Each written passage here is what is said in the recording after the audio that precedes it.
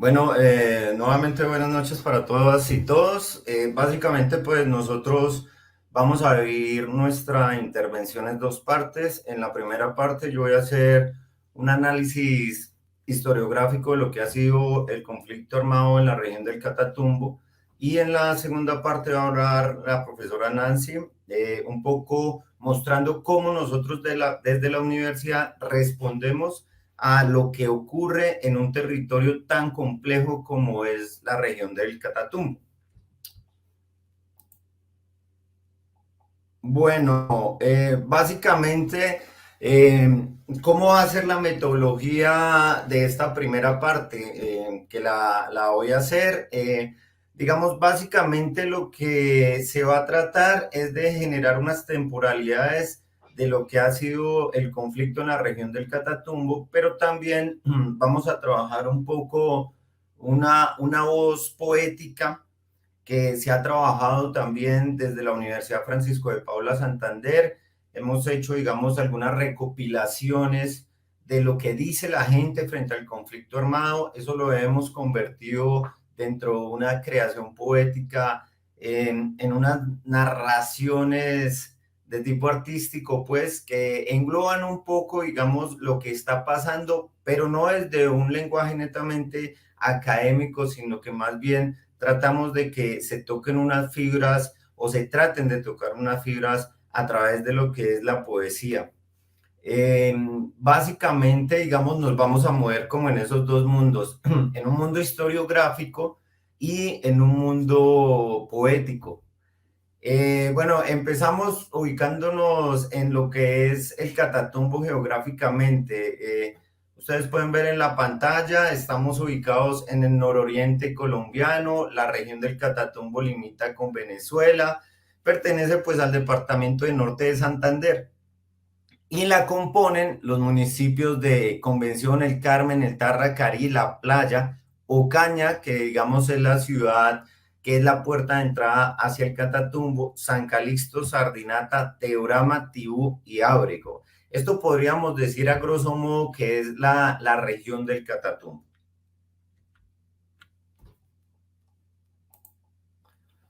¿Qué es el Catatumbo? A comienzos del siglo XX fue una despensa de la sangre de la tierra. Tejieron cercas eléctricas, bombardearon veneno, cazaron indígenas como animales. A mediados del siglo llegaron los campesinos, con los pies desnudos, sin tierra, cargando la pobreza en sus hombros, rompieron monte, talaron montañas, sembraron semillas. En los 70 la lucha insurgente empezó, la guerra llenó las montañas, caminaron camuflados por las montañas. A finales del siglo llegaron los demonios, mataron, asesinaron, masacraron. Los paramilitares incendiaron el Catatumbo. El monte se cambió por coca, la muerte reptaba en un éter. La muerte era el todo presente. En este siglo nuevas guerras surgen, guerras entre primos, el rojo y el negro se estremezclan, llueve sangre, una guerra fratricida. ¿Qué es el Catatumbo? ¿Qué es el Catatumbo si su historia es guerra? ¿Qué es el Catatumbo si su historia es muerte? ¿Qué es el Catatumbo si su historia es sangre? Precisamente Catatumbo es todo lo contrario a eso. Catatumbo es paz en medio de la guerra, es vida en un mar de muerte, es la esperanza en un cosmos de sangre. Catatumbo es el lugar de Colombia donde todos nos paramos en las madrugadas a la espera que cualquier día salga el sol. Bueno, para entender qué ha pasado en el Catatumbo y por qué hoy es una de las zonas más conflictivas en Colombia, nosotros tenemos que ubicarnos y analizar los orígenes de ese proceso que nos convierte hoy en una de las zonas más difíciles. Entonces, nosotros hemos entendido desde la academia que hay tres procesos fundamentales para entender el Catatumbo. Uno tiene que ver con los procesos de colonización. Entonces nosotros hemos hecho unas periodizaciones a partir del siglo XX, digamos desde una historia contemporánea, y hemos trazado qué pasó en el Catatumbo con los procesos de colonización, por ejemplo, porque entendemos que el Catatumbo se forja desde esas colonizaciones tardías que se han dado en el territorio. Entonces, mire, en el Catatumbo nosotros podemos entender a través del siglo XX hasta nuestros días que ha habido 5 procesos de colonización. El primero tuvo que ver a comienzos del siglo XX con la llegada de las petroleras a la región, ¿sí? El segundo tuvo que ver con la colonización por violencia bipartidista, porque mucha gente de todo el país llegó aquí al Catatumbo, desplazados por esa violencia política de mediados del siglo XX. Para los 60 y los 70 hubo un proceso de colonización muy fuerte de campesinos que llegaban al Catatumbo a buscar tierra, producto de una reforma agraria que no se dio en Colombia en la década de los 60. Después vemos otro proceso de colonización, que es la colonización cocalera, ¿sí? Y esa colonización cocalera se da a partir de 1985.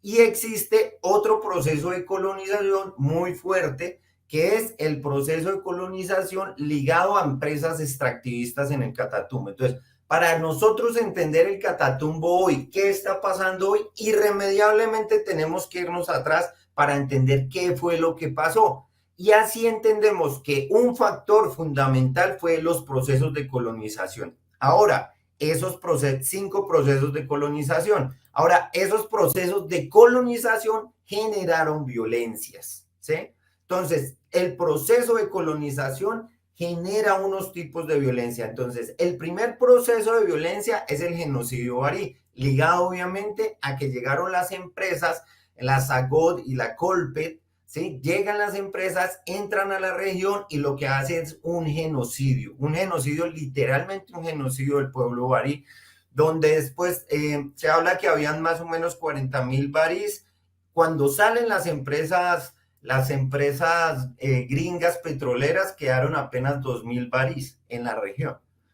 Otro proceso es la llegada de las insurgencias. Es un proceso de violencia fuerte también. Otro tuvo que ver con la incursión paramilitar, otro tuvo que ver con el despliegue militar y otro en el que estamos, que podría llamarse un posacuerdo, que ha sido, digamos, una reconfiguración de la violencia en el territorio y ya vamos a ver por qué. Pero entonces, dentro de esos periodos de colonización se generaron también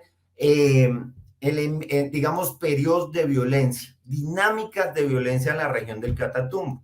Pero también otro factor que tenemos que analizar para entender el Catatumbo es los procesos de resistencia. Entonces tenemos colonización, violencia, pero también la resistencia. Entonces vemos que a esos procesos de colonización que generaron violencia, inevitablemente surgen los procesos de resistencia. Y aquí encontramos 4 procesos de resistencia.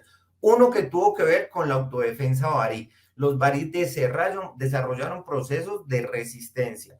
Otro tuvo que ver con la resistencia política, ¿sí? De los campesinos y campesinas que fueron desplazados por la violencia política, o los ciudadanos que fueron desplazados por la violencia política. Frente a los otros tipos de violencia, tienen que ver el surgimiento de las juntas de acción comunal y las organizaciones campesinas. Y el último proceso de resistencia surge con los movimientos sociales que están ligados al territorio.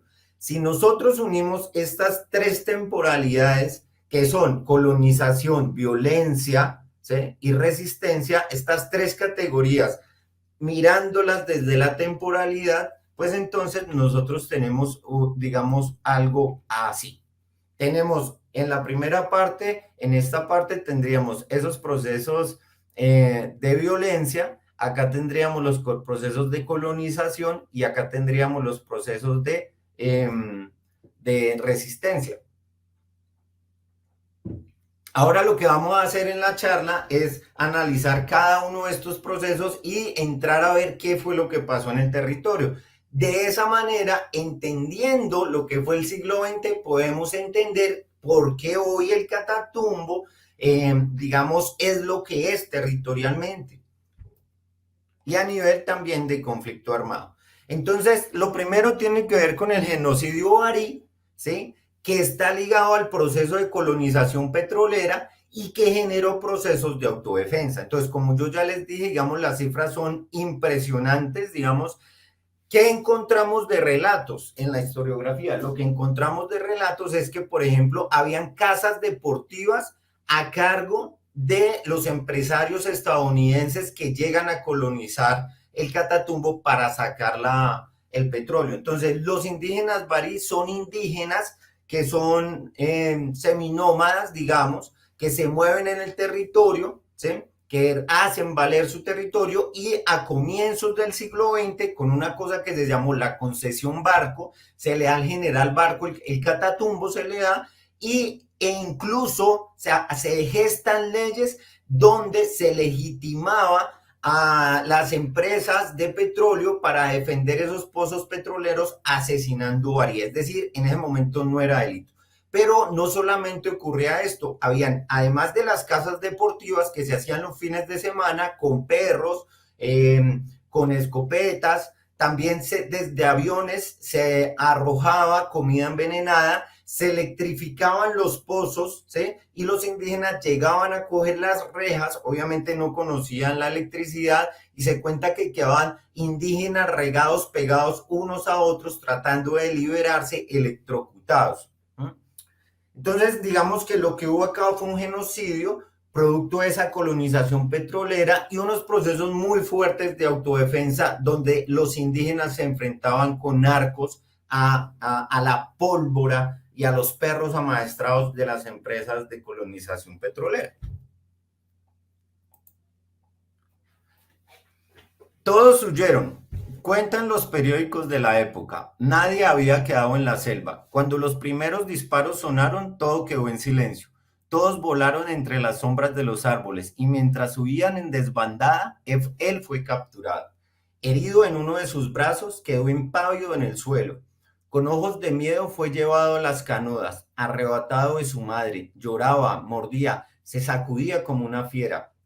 Cuentan los periódicos de la época que era normal, que siempre en la selva se veía esto, que los hombres blancos salían de cacería y que llegaban mostrando sus trofeos.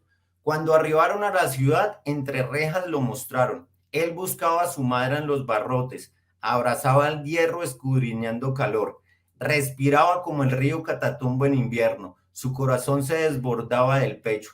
Todos lo miraban. El ruido de las carcajadas y los sonidos de una nueva selva lo ensordecían.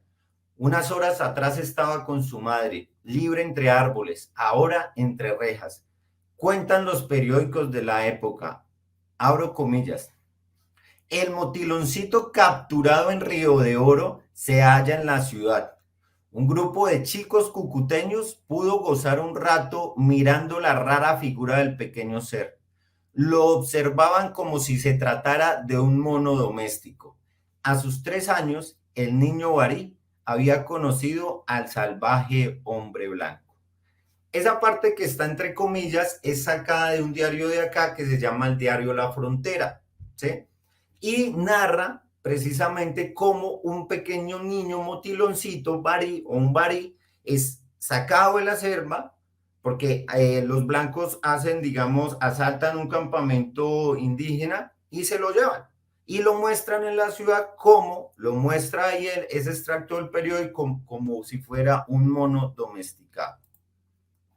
Cuando llegaron a sacarle la sangre a la selva, los barí no la dejaron sola, la protegían. Con arcos y flechas tejieron redes en el cielo, pintaron de colores la selva, con camuflajes de jaguar. Cuando llegaron a desangrar la selva, los demonios blancos respondieron a la autodefensa, con truenos de pólvora, y los hijos del Catatumbo empezaron a caer como gotas de agua.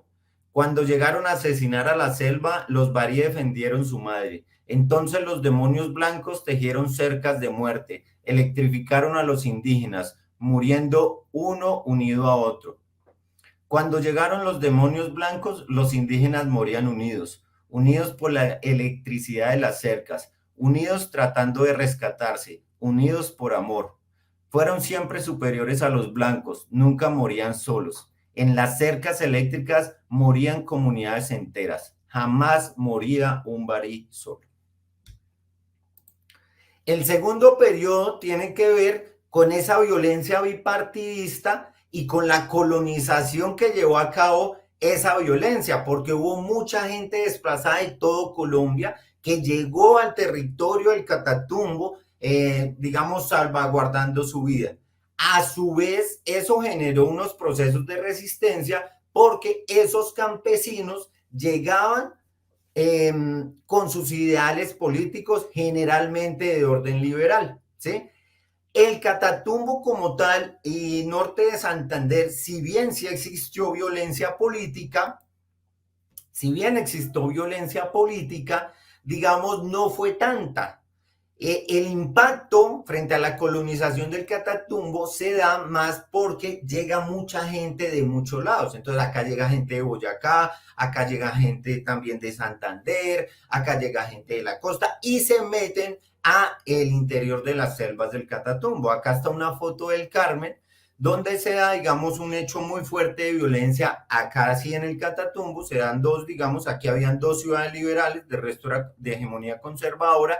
Este es el Carmen, que el 16 de noviembre de 1949 es asaltado por los conservadores de Ocaña. Hay una masacre allí y mucha gente del Carmen se desplaza hacia la zona selvática del Catatumbo y otra gente se desplaza hacia Santa Marta, sobre todo. Entonces, aquí hay un segundo periodo de colonización dentro de unas dinámicas de violencia bipartidista, pero también de resistencia de tipo político.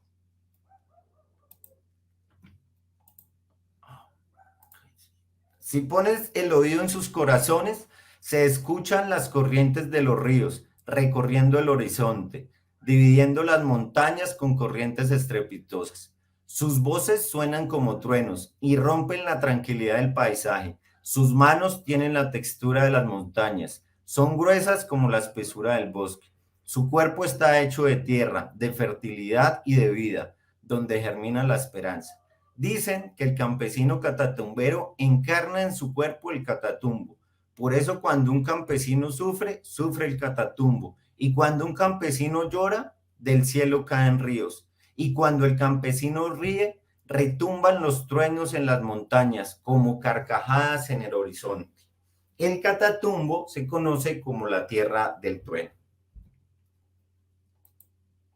Y venimos entonces ya a lo que es la segunda mitad del siglo XX, ¿sí? Donde acá hay un entrecruce de un proceso de colonización muy fuerte, es el proceso de colonización más fuerte que hay, y es el de los campesinos buscando tierra, que se nos entrecruza con un periodo de violencia donde llegan las insurgencias al Catatumbo, pero también dentro de esa violencia que se gesta, donde hay procesos organizativos de resistencia y las juntas de acción comunal juegan un papel muy, muy importante en la región.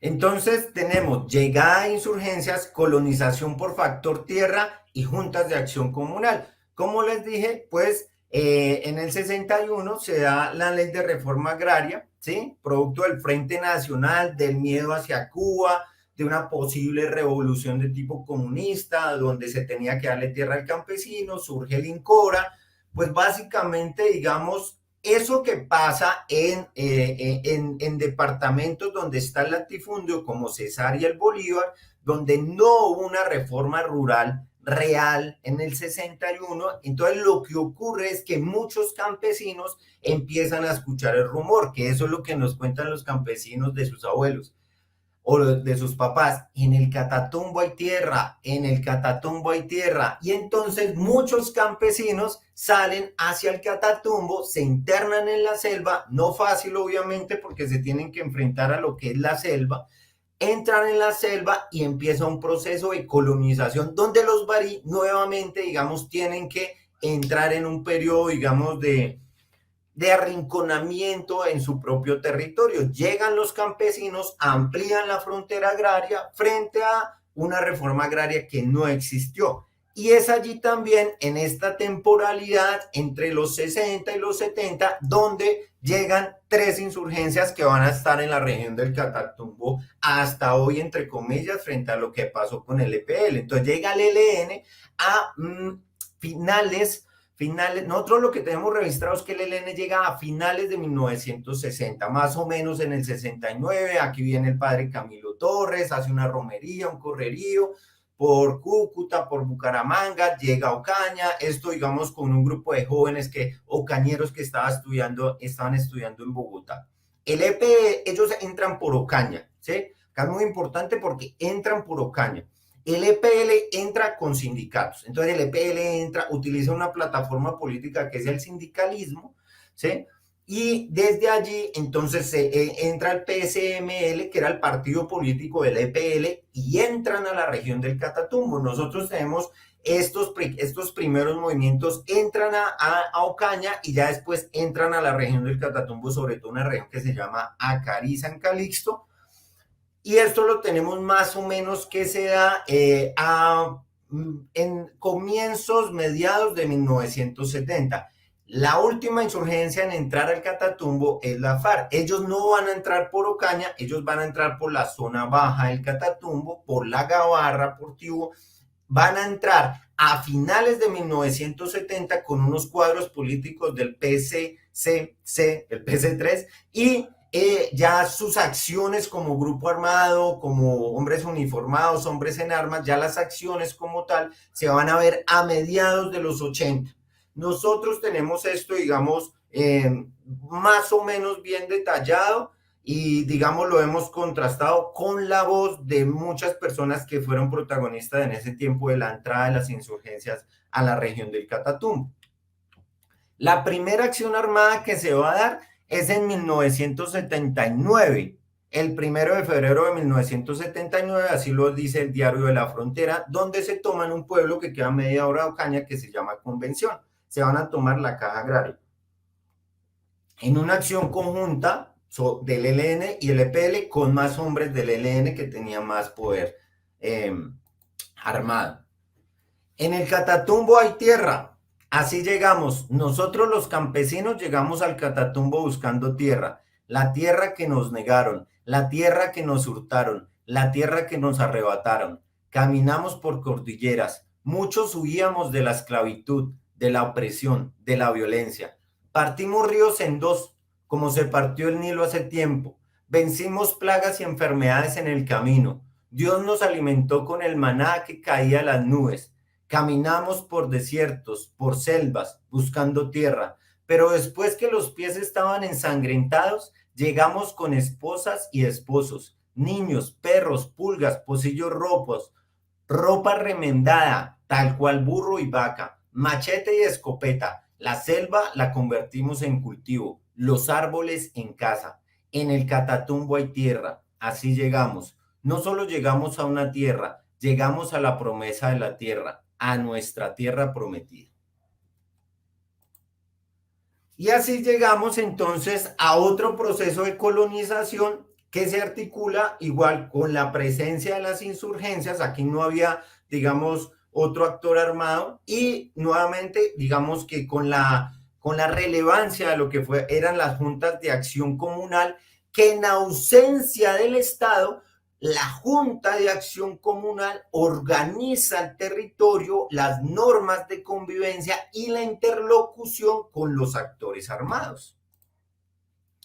Entonces tenemos llegada a insurgencias, esa temporalidad con insurgencias, pero es una colonización cocalera que va a originar, digamos, varias cosas en la región. Es impresionante. Entonces estamos hablando, 1985 llega la coca al Catatumbo, sobre todo en la zona baja. Estamos hablando que a 2023 el cultivo de coca todavía persiste. Estamos hablando de 38 años de historia donde la coca se ha convertido en el principal cultivo del Catatumbo y donde el campesino ha desarrollado procesos de productividad, producción, manejo de post cosecha, economía, ¿sí? Ha sido gracias a la coca que ha desarrollado proyectos de vida, educación. Nosotros en la universidad teníamos, ahorita es más complejo, ya vamos a ver por qué, pero en la universidad teníamos estudiantes pues que en vacaciones raspaban coca para poder subsistir, digamos, en el semestre y poder pagar sus arriendos, las fotocopias y esto. En 1985 es la colonización petrolera y algo muy relevante que se da dentro de los procesos de resistencia en el territorio es el paro del nororiente colombiano, el paro del 87, donde se da precisamente un papel muy importante del Catatumbo, donde se llega a la ciudad de Ocaña, donde se organiza esa junta de acción comunal en respuesta al abandono estatal. Entonces acá están un poco los pliegos que se pedían en el paro del 87, los mismos que se piden hoy: educación, salud, carreteras. Hay que decir que este proceso de resistencia de juntas de acción comunal, pues lo que ocurrió fue que, terminado y firmadas las actas en cuanto a los compromisos de este paro, todos los dirigentes fueron asesinados. Salimos de nuestra tierra para pedir salud, educación, trabajo, respeto. Salimos para decirle a Colombia que existimos, que somos campesinos, los olvidados, los repudiados, los excluidos, aquellos que se les debe educar, civilizar, modernizar, desarrollar. En el 87 marchamos miles, unidos, tomados de las manos, defendiendo lo que creemos: nuestra tierra, familia, raza, cultura, historia, memoria. Nosotros los incultos defendimos lo que somos, alzamos nuestra voz por nuestros hijos, por el mañana, y morimos. Nos dispararon, la comida que dimos valió poco, la memoria la borraron, la respuesta fue bala y muerte. Pero la semilla vale más que la misma muerte. Somos semillas, semillas dignas, semillas caminantes, semillas de resistencia. Somos semillas y al morir volvemos a la tierra para germinar en el surco y seguir peleando. Y así llegamos al periodo de más violencia en el Catatumbo. En el 1999 entra el paramilitarismo a la región del Catatumbo. Seguimos con la colonización cocalera, pero aquí empieza a haber otro proceso de colonización que se articula con el paramilitarismo, que es la colonización de empresas extractivistas, ¿sí? Donde los procesos de resistencia seguían ligados a las juntas de acción comunal.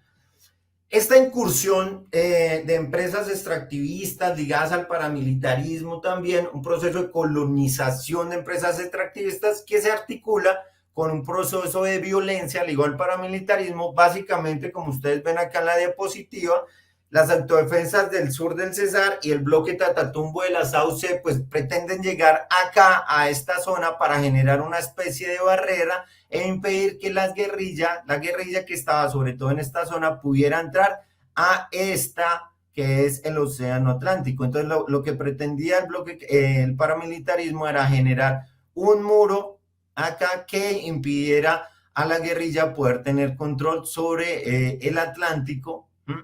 Y también, obviamente, acaparar todos los recursos de la coca y los recursos naturales que habían en esta zona. Acá está Salvatore Mancuso, que llegó a decir que una gran cantidad de los dineros que llegaban a las autodefensas venían del Catatumbo, ¿sí? Y básicamente, pues esto es una cosa terrible, donde salen de Tierra Alta, Córdoba, los paramilitares atraviesan Sucre, Bolívar, Magdalena, Cesar, hasta llegar a una finca en Aguachica, y el 27 de mayo el paramilitarismo entra a la Gabarra, y donde se da la primera masacre. El 27 de mayo porque en el Catatumbo el Día de la Madre se celebra el último domingo del mes de mayo. Entonces ellos lo que pretendían era generar la mayor cantidad de muertes, porque entraban en la celebración del Día de la Madre en la región del Catatumbo. Entonces nosotros, las cifras están más o menos 12.000 homicidios, montones de abusos sexuales. Estas son unas cifras estimadas, pero cuando uno habla con la gente de la región, pues digamos que el río Catatumbo se convierte en un cementerio andante, tanto que los pescados, las cachamas que hay allí, comieron tanto muerto que generaron una enfermedad, digamos, por comer carne humana, unos tumores en la parte dorsal. Y los campesinos del Catatumbo dejaron de comer pescado por cerca de 2 a 3 años, porque era la cantidad de muertos que habían, y donde el río se convierte, digamos, en ese cementerio, ¿sí? se consideran 12.427 homicidios, según las cifras pues oficiales. Acá vemos, digamos, una comparación de tasas de homicidios, donde, digamos, el Catatumbo para el 2002 estaba muy por encima de lo que era el norte de Santander y casi que cuatriplicaba las cifras de homicidios en lo que tiene que ver con el orden nacional. Fue el momento más oscuro de la región del Catatumbo, que tuvo su culmen pues cuando el señor Iguano crea los hornos crematorios, porque hay tanta cantidad de muertos en el Catatumbo que no pueden aparecer más, que el río no puede tener más muertos. Hay unas quejas de Venezuela porque el río llegaban muchos muertos a Venezuela por el río, entonces se crean estos hornos crematorios al mejor estilo nazi, donde se metían en unas ladrilleras y allí los cadáveres, digamos, eran incinerados para no dejar rastro de lo que eran los asesinatos en el Catatumbo. Del Catatumbo todos comen, rapan hasta las sobras, se llevan las migajas, se arrastran el olor de la comida, se comen la carne, se llevan el agua, se roban la tierra, secuestran los animales, todos comen del Catatumbo. Acá el dinero viene y se va, no queda nada, no dejan nada, ni monedas dejan por el camino. Se llevan los ríos y dejan la sed, se llevan los alimentos y dejan el hambre, se van con el estómago lleno y dejan los costillares forrados. De acá se llevan la coca y dejan la sangre, se va la riqueza y dejan la pobreza, se llevan el oro y dejan la erosión, se van con la risa y nos dejan las lágrimas. Acá en el Catatumbo todos comen, menos los otros, los que vivimos acá. Después que las fieras asesinaban a su presa, los carroñeros llegaban a destrozar los cuerpos. Lo primero que hacían era sacar los ojos y allí con las cuencas explotadas empezaban a picotear la cabeza, devoraban como demonios los rostros. Después, por el ombligo, abrían un pequeño agujero que les servía para picotear las vísceras, llenando todo el cuerpo de ácidos. Así, lentamente iban devorando los cuerpos. Lo último que comían eran las extremidades, hasta que quedaban los huesos limpios. Así lo hicieron los carroñeros en el Catatumbo. Lo dijo el Iguano, comandante de las AUC, porque al paso que las autodefensas iban ganando terreno, otros venían atrás, comprando tierra y haciendo empresa, beneficiándose del dolor y de la sangre de las personas que aquí murieron. Este proceso de incursión paramilitar con colonización extractivista, con ese nuevo proceso de resistencia, se da cuando entra el paramilitarismo, sobre todo en la zona baja, empieza acá en el Catatumbo la palma africana muy fuertemente. Pero después de la desmovilización de los paramilitares viene otro proceso de violencia, que es el despliegue militar, con el mismo proceso de incursión de empresas extractivistas, pero ahora con unos movimientos sociales. Y este es un proceso de resistencia muy interesante, porque el proyecto paramilitar lo que pretendía en el Catatumbo era romper todo apoderarse del territorio, desplazando a la gente y rompiendo esa estructura orgánica de la que eran las juntas de acción comunal. El CISCA y el ASCAMCA del MCP surgen, germinan después del paramilitarismo. Incluso en ese proceso de terminación del paramilitarismo, la gente se devuelve a su territorio, generan movimientos sociales donde el territorio es la base fundamental y es la defensa del territorio ahora, los derechos humanos y unas propuestas de desarrollo ligados al campesino en respuesta a ese modelo extractivista que se pretendía establecer de la mano con el paramilitarismo y ahora con una militarización sin precedentes en la región, como las operaciones Fortaleza y Holocausto, que se dan posterior, digamos, a la desmovilización del paramilitarismo en la región del Catatumbo, y en donde hay una respuesta del gobierno en torno a los cultivos ilícitos y en donde sea a través del glifosato. En este mismo periodo de tiempo, cuando está la incursión militar, la violencia por ese despliegue militar, se dan los falsos positivos en la región del Catatumbo. 120 jóvenes asesinados en el Catatumbo a manos pues del Ejército Nacional. Lo que ustedes ven en la foto es un cementerio que queda arriba de la Universidad Francisco de Paula Santander, se llama el Cementerio de las Liscas, porque ni siquiera estos muchachos los sepultaron en el cementerio de Ocaña, los sepultan en un cementerio veredal, ¿sí? Como NN. Y de la misma forma, entonces, cuando empiezas ese despliegue militar tan fuerte con falsos positivos, empieza la erradicación con glifosato y eso da origen a el paro del 2013, movilizando a los campesinos que habían sido desplazados y cuando retornan a su tierra, el único cultivo que encontraron para sobrevivir fue la coca, porque el café ya no estaba brocado, porque no habían cultivos perennes, porque la única forma fue refugiarse, como dicen los campesinos del Catatumbo. La coca nos acogió, nos refugiamos en la coca para poder volver al territorio, defender el territorio. La única forma que tuvimos para poder volver a comer fue la coca. Y en el 2013 entonces hay un paro en el 2013 muy fuerte y donde se suspende allí el uso del glifosato y la aspersión aérea. Este poema está dedicado a los falsos positivos. Nunca tuvieron la oportunidad de entrar a la universidad. Acariciaban las calles de la ciudad buscando empleo. Deambulaban por la selva de cemento sin más crímenes que ser pobres. Algún día tuvieron la oportunidad de aventurar, de emplearse en tierras ajenas. La trampa de la guerra los engañó. En camiones recorrieron 500 kilómetros, esperando encontrar nuevos aires, nuevos ríos, nuevas aguas, nuevas miradas, nuevos amores.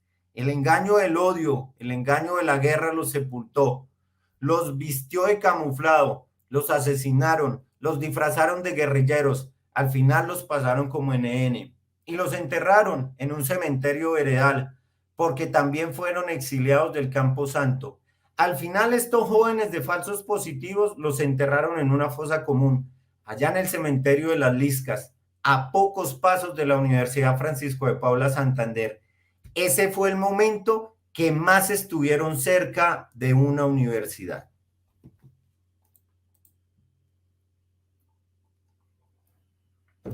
Paro del 2013. ¿Recuerdas ese 23 de junio del 2013, cuando nos atrevimos a seguirnos, cuando bloqueamos las vías para dejar nuestras huellas en el camino? ¿Recuerdas que corrimos, que nos escondimos, que anduvimos? ¿Recuerdas, amigo, que nos vimos a los ojos llorando, que nos despedimos amándonos? No se me olvida cuando gritamos con el trueno de nuestra tierra y le dijimos a la ciudad que existíamos, que éramos, que somos, que seremos. No se me olvida que llegamos, llevábamos nuestra tierra en los bolsillos y las íbamos regando por el camino para no perdernos, para encontrarnos, para no olvidar la razón del por qué caminamos. ¿Recuerdas, amigo, cuando peleamos, cuando perdimos y ganamos, cuando desde el cielo nos disparamos? ¿Recuerdas los zumbidos de la muerte rompiendo el aire y empezaron a rozar nuestras cabezas? ¿Recuerdas cuando empezamos a caer? ¿Recuerdas cuando las balas me dieron? Cuando en el fragor del combate lloraste, cuando el Catatumbo existió, cuando el país nos vio. ¿Recuerdas que ya no estoy? Que mi cuerpo cayó, que mi alma volvió a la tierra que cargábamos en los bolsillos. ¿Recuerdas aquel 23 de junio del 2013? ¿Recuerdas que yo no estoy y que pese a todo, todo valió la pena? Y llegamos, digamos, al último momento, que es lo que yo pues lo he denominado el posacuerdo, donde todavía, digamos, hay una intencionalidad de colonización de empresas extractivistas y donde los movimientos sociales siguen siendo, digamos, esa resistencia relevante en el territorio. Un proceso de paz con la FARC, donde se crea el espacio territorial El Negro Eliezer Gaitán, donde en este momento no hay unos avances significativos en el PENIS, donde todo se centra en ese proceso de reincorporación, donde hay 27 personas en proceso de reincorporación asesinadas en el territorio, ¿sí? Donde las personas reincorporadas le apuestan a la paz desde iniciativas, que ya más adelante va a hablar también mi compañera un poco lo que estamos haciendo como universidad, y donde también se da esa decisión el Frente 33 y donde aparece, digamos, las disidencias de la FARC con el mismo Frente 33. Ese proceso de posacuerdo llevó unas dinámicas de reconfiguración territorial. La FARC deja unos territorios donde habían estado históricamente, entra el EPL y el ELN, se da una guerra fratricida durísima, donde el ELN aniquila al EPL y donde el ELN toma, digamos, el papel preponderante de conflicto armado en la región y donde también empieza a ganar mucho terreno y mucho papel, digamos, insurgente el Frente 33 de la FARC. Y viene entonces la paz total en este último periodo, donde hay unas grandes expectativas por este cese al fuego entre el ELN y el gobierno, y donde pues básicamente, digamos, la gente sí lo que más desea en el Catatumbo definitivamente es que por fin en el Catatumbo se pague esa deuda histórica, porque lo que hay aquí es una deuda histórica con el Catatumbo, donde el Estado Social de Derecho nunca ha llegado al territorio, donde al no llegar al territorio se gestan esos procesos de violencia y donde más ha habido unos intereses por las riquezas del Catatumbo, sobre todo en el último tiempo.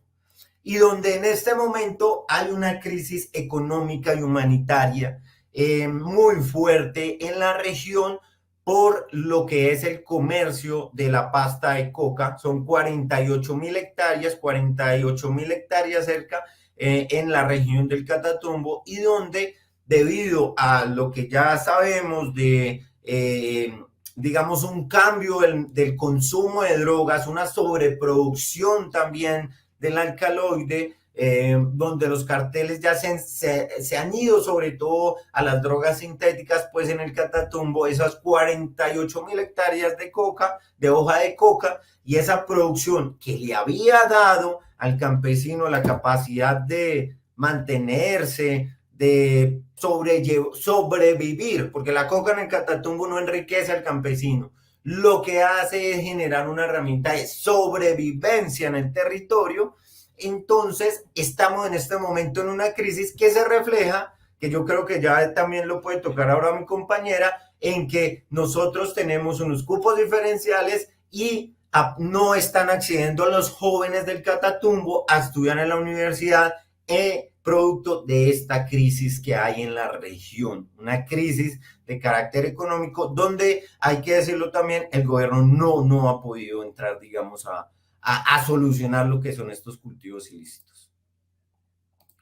Bueno, yo dejaría hasta ahí y ya le daría paso a mi compañera Nancy y volveríamos después con las preguntas y las inquietudes. Muchísimas gracias por escucharme y espero que si quedó algún tema, pues podamos profundizarlo más adelante. Muchas gracias.